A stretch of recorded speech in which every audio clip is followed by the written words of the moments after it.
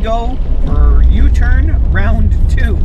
We have another truck with us this time to hopefully make it a little bit more comfortable to try to make it down to the lake. But we've heard that there might be a couple washouts, some raging creeks coming over the road, and still a bit of snow. So should make for an interesting drive. But, stay tuned for the journey. Alright, so we made it to our trailhead. We are just going to head down and see what we can encounter here. As you can see, this little bit doesn't seem too bad. It's a little bit softer than I thought it was going to be, but last time we were up here it was still fairly cold, so yeah, this should be fun. I'm really curious about that creek that I posted about last time in my my U-turn video there, so we'll see what happens.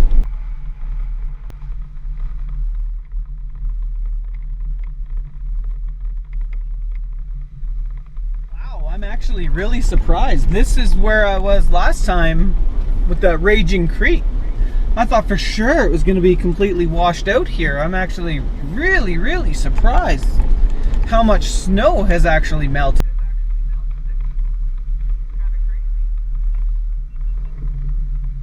I cannot believe how much snow has gone.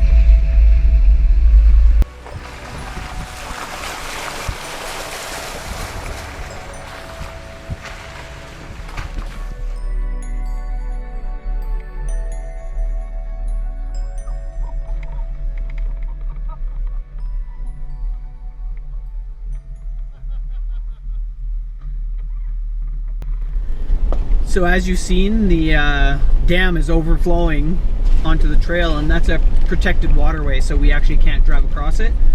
So we're double backing down to see if we can come to the other side and check it out. So yeah, it's areas like this that you got to be cautious of, especially, you know, being a protected waterway. It's drinking water, So you don't want to be wading your 4x4 through there.